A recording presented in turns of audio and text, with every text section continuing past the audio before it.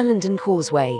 Lindisfarne, the Holy Island, lies to the north of Bamborough and the tidal estuary-like mud flats of Budle Bay. The island is a magical place, and though Holy Island is its usual name, it is still known by its more ancient name of Lindisfarne. It is only accessible from the mainland at low tide by means of a causeway, which can be reached from the village of Beal. Beal Village, in Northumberland, England, is situated a short distance inland. From the North Sea coast it lies on the Link Road, between the A1 and Lindisfarne. The East Coast Main Line runs to the west of the village, although in the 1960s the station was closed. To the south of the more modern road surface causeway, a series of stakes mark the old route across to the island, called the Pilgrim's Way, which was used in ancient times by visitors to the great Christian centre of Lindisfarne. Again, this could be crossed only at low tide, a situation perfectly described by Sir Walter Scott. For with the flow and ebb, its style varies, from continent to isle, dry shod o'er sands, twice every day, the pilgrims to the shrine find a way, twice every day, the ways efface of staves and sandaled feet the trace.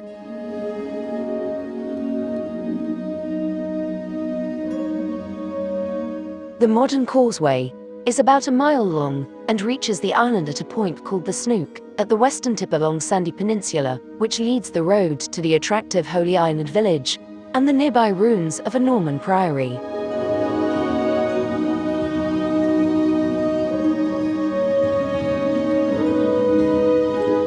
The island itself is about 3 miles wide from west to east, and about half of which encompasses the narrow Snook, but the main part of the island is about 1.5 miles from north to south. Getting to Holy Island, visitors must check crossing times before visiting the Holy Island of Lindisfarne. It is linked to the mainland by a causeway, which is cut off twice daily by fast incoming tides. The nearest mainline train station is Berwick-upon-Tweed. There is, however, a regional bus, a local bus, and a hopper minibus.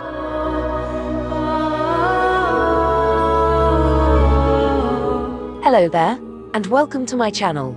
If this is your first time, welcome. I hope you will enjoy the video currently showing, and please leave your comments below after viewing. If you enjoy the video, please like and subscribe to my channel, for there will be more videos to come. And thank you for your interest.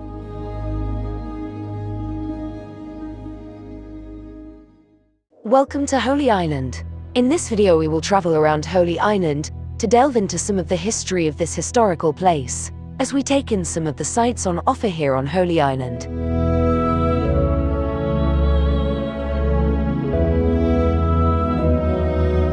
An introduction to Holy Island.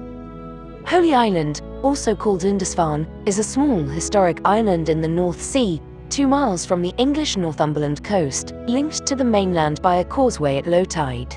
It is administratively part of the Berwick-upon-Tweed district.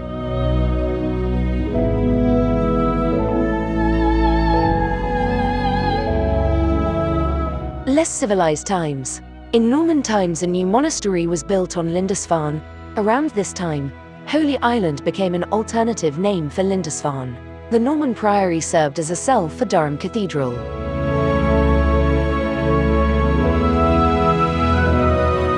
In the 13th century, the present parish church for the island was built to the west of the priory, dedicated to Saint Mary the Virgin.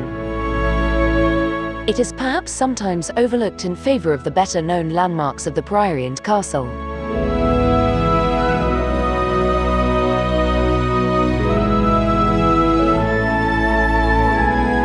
It has an extensive churchyard which adds much to the island's visual character. Little is known of the island's history, or the people in the centuries following the Norman conquest, being a distant outpost of the Durham County Palatine, forming part of a district of Durham, called Islandshire. There is, however, one account, which gives us an amusing insight into the attitudes of the island people in later centuries. The account is an observation by Captain Robin Rugg, the 17th century governor of Holy Island.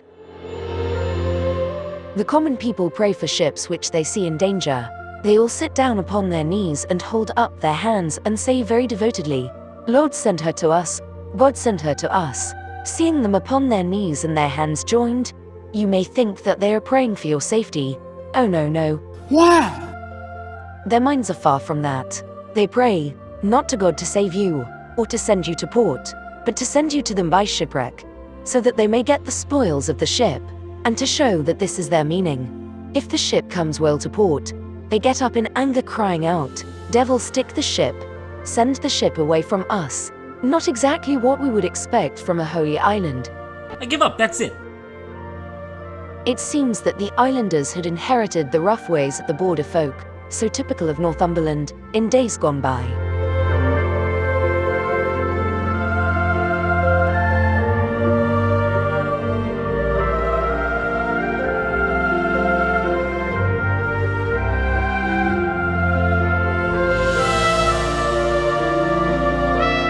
The history of Holy Island. Lindisfarne, also known as Holy Island, is one of the most important centers of early English Christianity.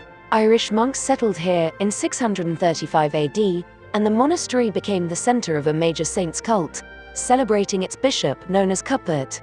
The famous manuscript now known as the Lindisfarne Gospels was created here in the early 8th century. The ruins now visible are those of a 12th century Lindisfarne priory, which claimed direct descent from the early monastery.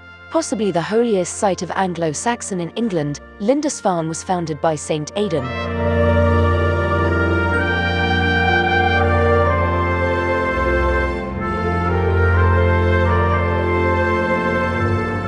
An Irish monk who came from Iona, which was the center of Christianity at that time in Scotland. Saint Aidan converted Northumbria to Christianity at the invitation of its king, Oswald. Saint Aidan founded Lindisfarne Monastery on Holy Island in the year 635, and becoming its first abbot and bishop. The Lindisfarne 7th century Gospels, illuminated the Latin manuscript that was written here, is now in the British Museum.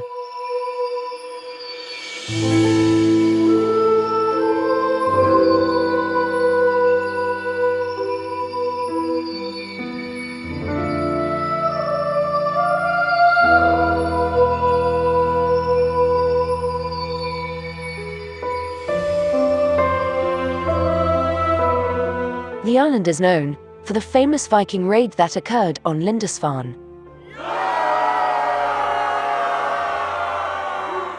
The devastating Viking attack on the Church of St. Cuthbert in 793 AD sent a shockwave through Europe. A Christian community at Lindisfarne survived and recorded the event on the famous Doomsday Stone. These Viking raiders obviously concerned the monks somewhat, as they vacated the monastery and did not return for 400 years. Lindisfarne continued as an active religious site from the 12th century until the dissolution of the monasteries in 1537.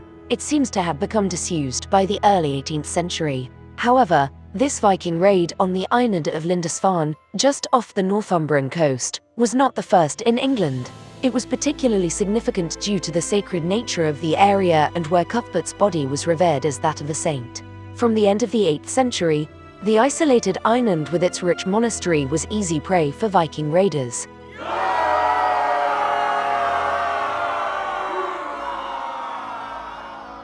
In 875 AD, the monks left, carrying Cuthbert's remains, which after long wanderings were enshrined in Durham Cathedral in 1104, where they still rest to this day.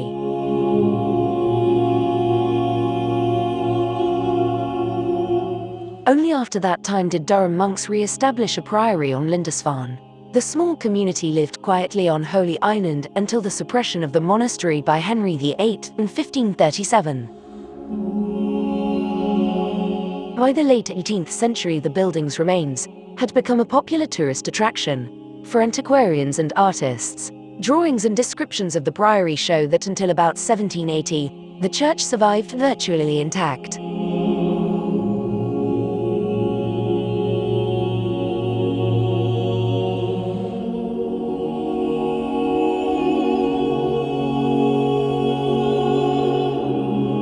By the 1820s, however, the central tower in Southall had collapsed. A local landowner, called Mr. Selby, acquired the site in the early 19th century and consolidated the remains. Despite his efforts, the west front collapsed in the 1850s.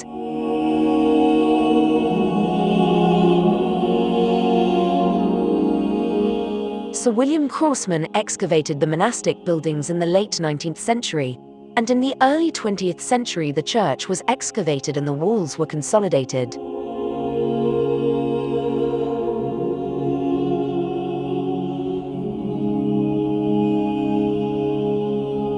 With its ancient associations, its castle and priory ruins at Lindisfarne remains a holy site and a place of pilgrimage for many. Visitors are advised to check the tide tables prior to their arrival, as at high tide the causeway that links the Holy Island to the Northumberland mainland is submerged under water and the island is cut off.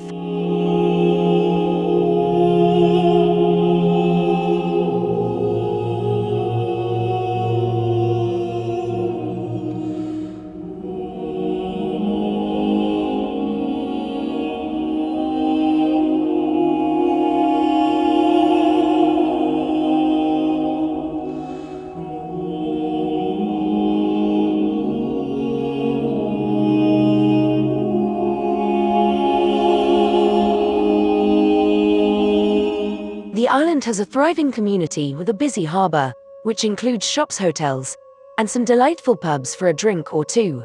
There is much to see on the island and on the mainland.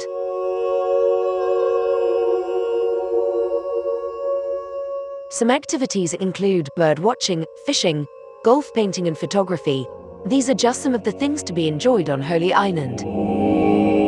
Around 180 people live on the island, although the number of people present at any time increases significantly during the summer season, especially at the times when the tide is out. The island is one of the most magical places on Britain's coast, enhanced by its views across to Bamborough on the neighbouring shore, and the wonderful Lindisfarne Castle, which rises from the island's most prominent landmark rock.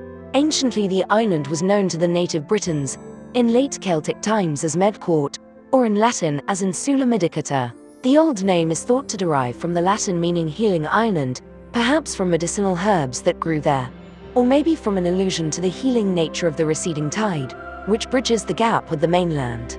The Welsh name Medcourt or Medjote in Irish was older than the name Lindisfarne, and may have come into use due to Roman influence.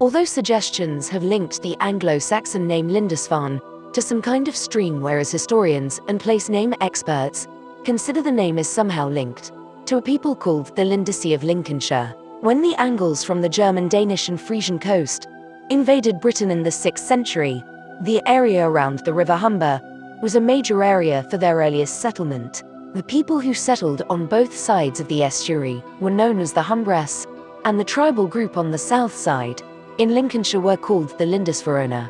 It is possible that the new invaders from that region also moved north along the coast and colonized the island of Medcourt, as it would have provided an ideal landing base for an invasion of the Celtic mainland.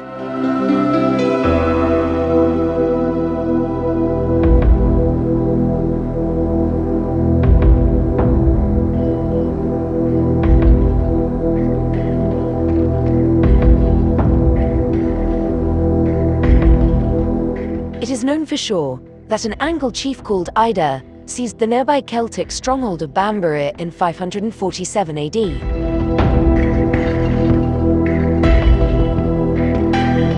Some time after this, Ida's son Theodoric whose name is believed to mean King, was attacked in a siege upon the island. The 3-day siege was led by Urien the Celtic prince of the Cumbrian-based kingdom of Ridge. Urien was the principal leader in the defense of the Celtic North against the Angles.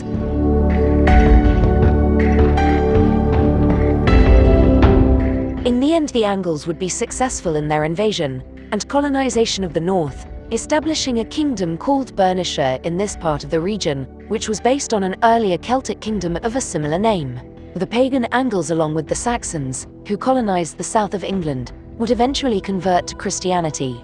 In the north, the Angle kingdom of Northumbria developed and became a major center of Christianity, and Lindisfarne was a major focus for the new belief.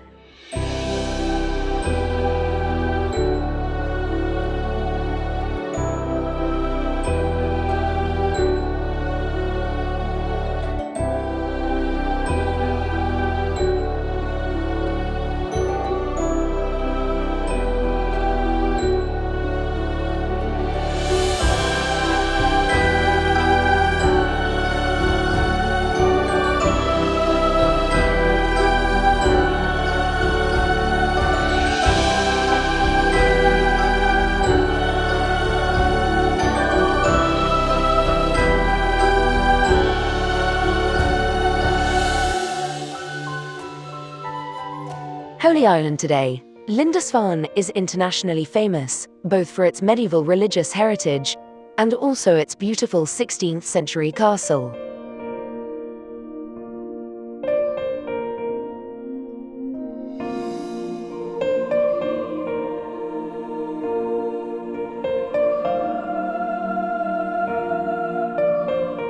Together with most of the community, which is located on the southern part of the island, has become the main focus for tourists and holidaymakers. The island's museum tells the story of St. Cuthbert and the development of Lindisfarne Priory. English Heritage hosts a program of living history events at the Priory during the summer.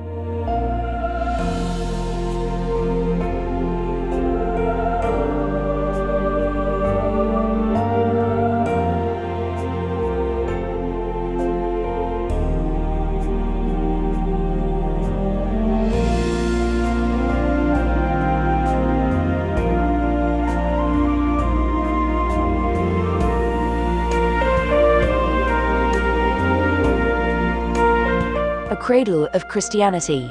The ruins of Lindisfarne's Norman Priory, believed to be on or near the site of the Anglo-Saxon monastery, founded by Saint Aidan in 635 AD, on land granted by Oswald, king and saint of Northumbria. Aidan is believed to have chosen the island site because of its isolation and proximity to the Northumbrian capital, at Bamborough.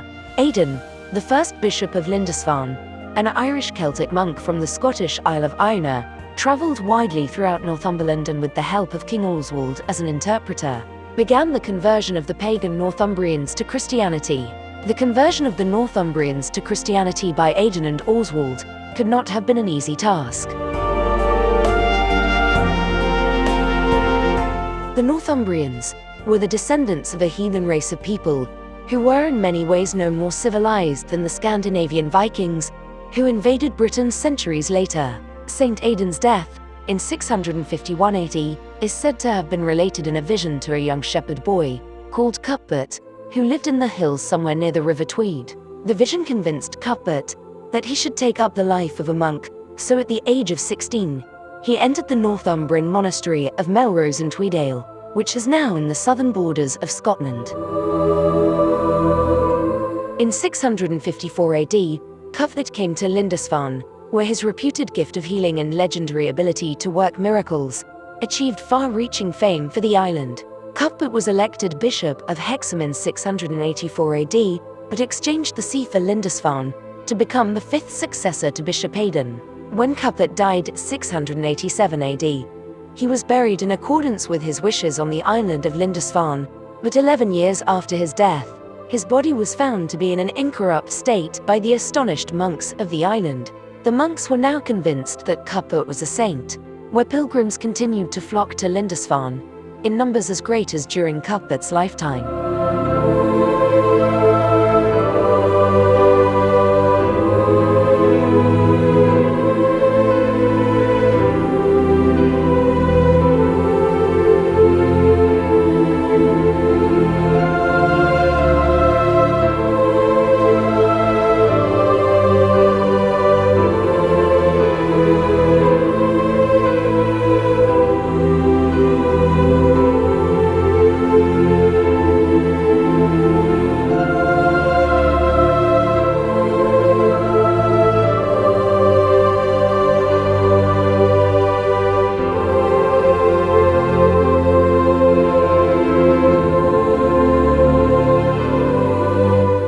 Viking raids on Lindisfarne.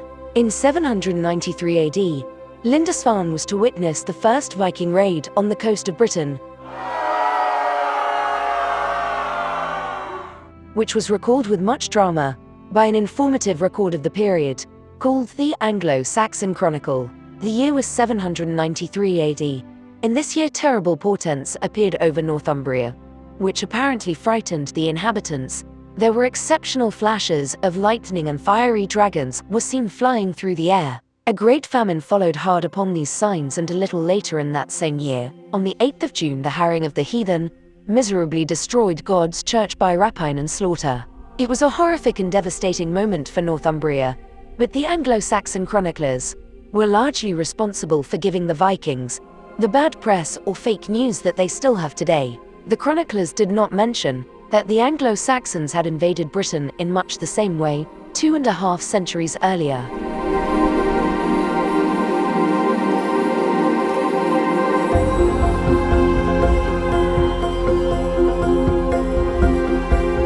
Viking raids on Lindisfarne's wealthy coastal monastery continued throughout the following century, and in 875 AD, the monks of Lindisfarne fled the Holy Island with the body of Cuthbert, remembering the dying wishes of their saint, which was later recorded in a rather wordy way. If necessity compels you to choose between one of two evils, I would much rather you take my bones from their tomb and carry them away with you to whatever place of rest God may decree, rather than consent to iniquity and put your necks under the yokes of schismatics.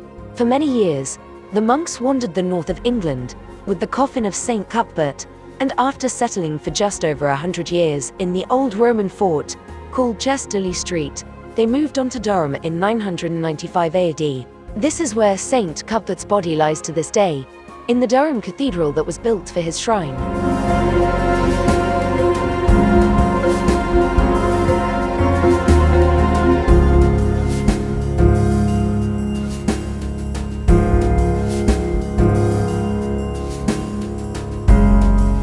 During their time at Chester Street, an Anglo-Saxon gloss, or translation of the Latin text, was added to the margins, the first translation of the Gospels into English. Later St. Cuthbert's remains and the Lindisfarne Gospels were moved to Durham.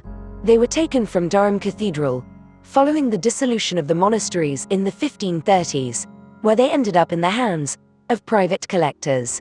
In the 18th century, they passed to the British Museum in London, and subsequently to the British Library.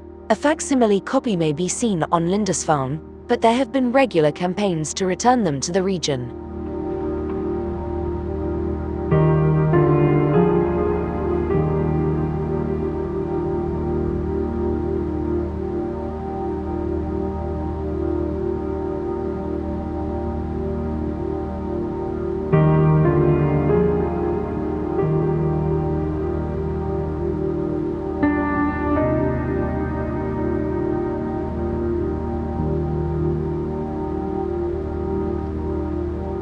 The Lindisfarne Gospels. Lindisfarne was of course the place where the famous Lindisfarne Gospels were produced around 715 AD by the monk Edfrith, who was the bishop of Lindisfarne from 698 AD until his death in 721 AD. The beautiful illustrated Gospels were created in a unique artistic style that incorporated Anglo-Saxon, Celtic and Mediterranean elements, with colored inks sourced from natural products across the Western world, thought to have been dedicated to the memory of Saint Cuthbert.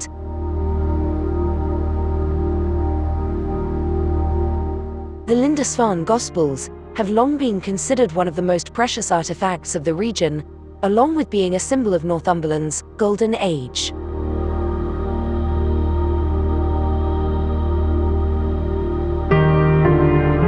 The Gospel Garden is a prize-winning garden on the north side of Merrigot, a short distance from the Lindisfarne Centre. Back in 2003, the Newcastle upon Tyne City Council's head of Parks and Gardens, Mr. Stan Timmins, had the idea for a garden design based on the 7th century Lindisfarne Gospels. The design was entered into Chelsea Flower Show and won a silver medal for its excellence. Convinced that the Gospels garden should live on after Chelsea, Timmins approached the island's Community Development Trust to reassemble the installation on Holy Island. Grants were successfully obtained and the garden was constructed off the village high street.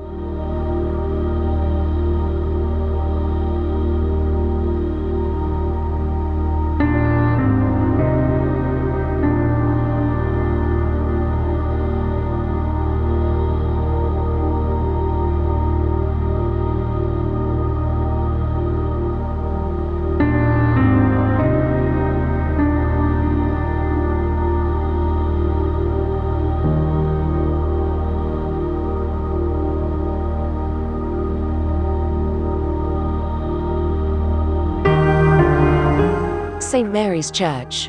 It is believed that the island's early monastery had several churches, with one on the site of the present St. Mary's Church, and another where the priory ruins now stand.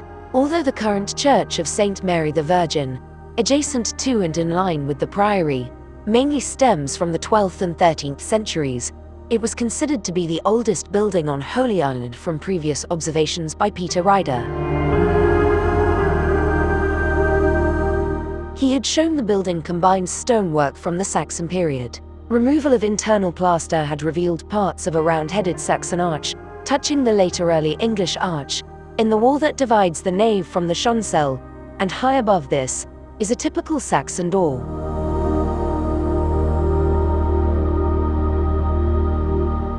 On the outside of the building where the nave joins the chancel, long and short coins are seen, which are typical of the Saxon period. It had been considered that some of these stones could be from the church that was built around St. Aidan's original wooden church, which dated from his arrival on the island in 635 AD. Over 2 seasons in 2016 and 2017, there was excavations, which was directed by Richard Carlton of the Archaeological Practice Limited, concentrated on a ridge of Wensill grassland, located due south of the church and priory, protecting them from the sea known as the Heugh Hill.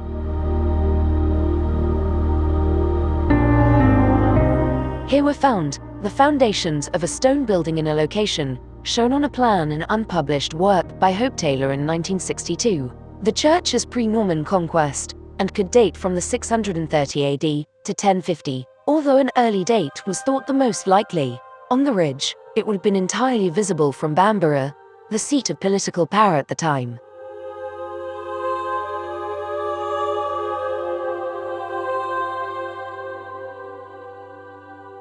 The dig revealed sandstone blocks a meter long, foundations more than meter wide, and a probable altar base, and the division between the nave and the chancel. There is the possibility that the building was placed on the site of the wooden church built in 635 AD by St. Aidan. There are traditional tales of 2 chapels on Lindisfarne. One is St. Cuthbert of the Sea, which is probably the building on a small island adjacent to Lindisfarne, but the other is St. Cuthbert of the Sky. This may well be the church that was uncovered.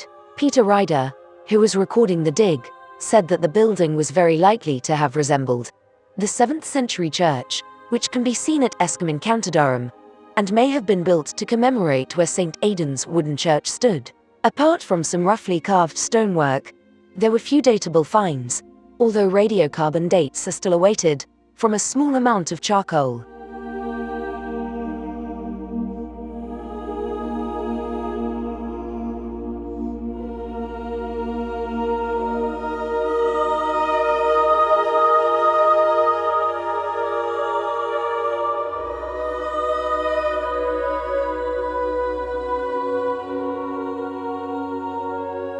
Hopfresh Island. St. Cuthbert's Island, also known as Hopfresh Island, is located just off Holy Island. As the tide rises, the island becomes completely separated from Holy Island. The legend is that St. Cuthbert used to escape here when he wanted to retreat away from the monks in the abbey. Also, it is known that the remains of a post-Norman conquest medieval chapel were found on the island, meaning this was not from Cuthbert's time, which were partly excavated by Sir William Crossman in 1888. Important information when visiting the Hopfresh Island. You can walk over to St. Cuthbert Island only during low tide. Please do not use the council's safe crossing times for Holy Island, as the island is not accessible for much longer than the causeway is open. The safest time to walk over is at the point of low tide, or in the hour before it. Remember that the tide rises quickly, so if you don't check the safe time to cross, you may be caught out.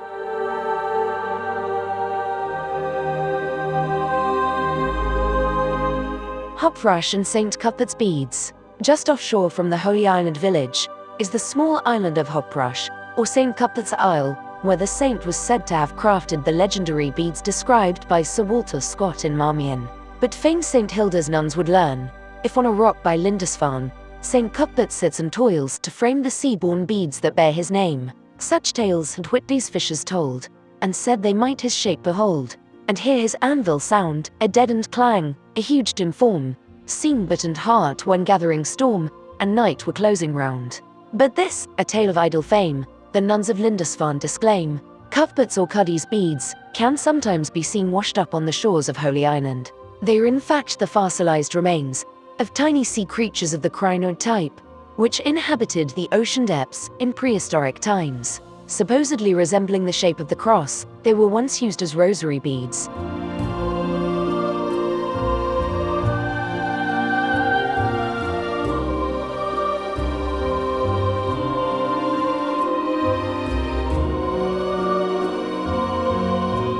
The Heugh. It is the site of a former Coast Guard observation tower, which is now open to the public, although opening times vary. You can climb up the stairs to a stunning 360-degree view towards the island, the mainland, Bamborough Castle, and Lindisfarne Islands. Next to the tower are the remains of a 19th-century structure, built on what is thought to be the location of a chapel, referred to as the Lantern Chapel. Further along are foundations uncovered in 2017 of an Anglo-Saxon church, dating back to the 7th century, and perhaps even built by Saint Aidan. The Heugh is also home to the War Memorial, designed by Lutyens, and which commemorates islanders who died in the 2 World Wars. Their names are inscribed on the memorial. There is a metal shipping beacon that helps guide boats into the harbour. They align the triangle at the top of the mast with the church bell tower to avoid a shingle bar on entry. If you walk along the Heugh towards the castle, at its edge you'll see the ruins of St. Osborne's Fort, part of the defences built in the 1670s to protect against Dutch raids.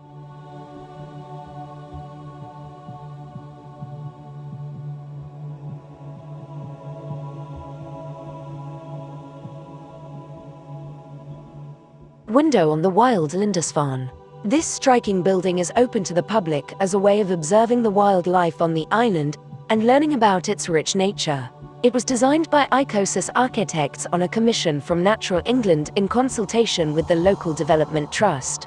There are educational boards inside, and a beautiful wall-to-wall window onto a field that hosts a variety of wildlife, including birds, insects, flora and sometimes sheep. The architects designed the building to allow birds to nest in its eaves.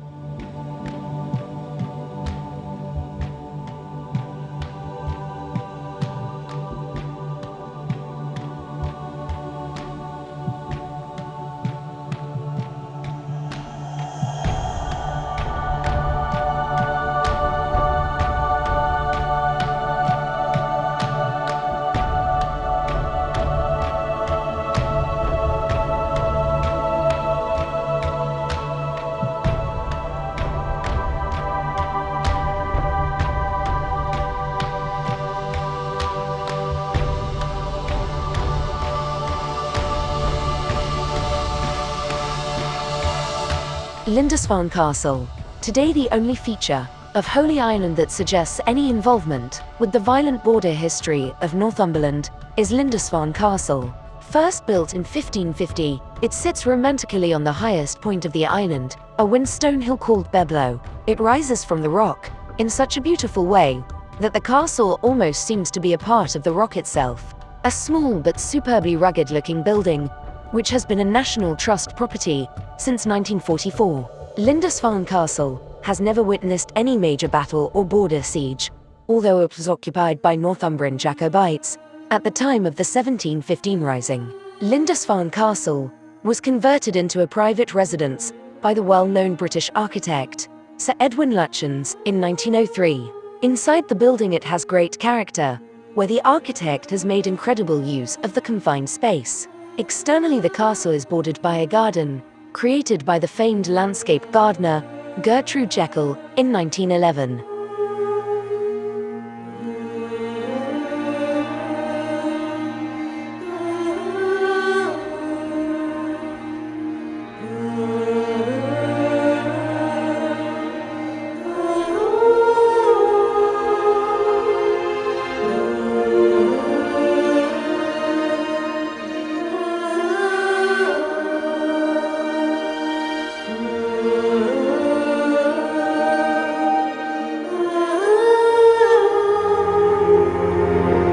Holy Island Harbour.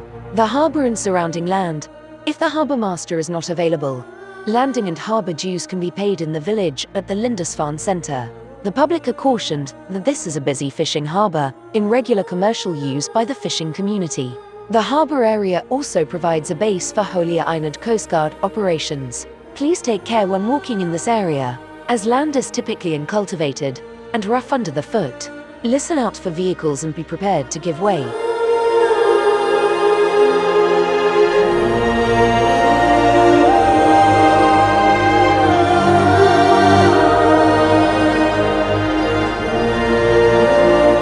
If you enjoy the video, please like and subscribe to my channel. I hope you will come back again, as more videos will be uploaded soon. And thank you for your interest.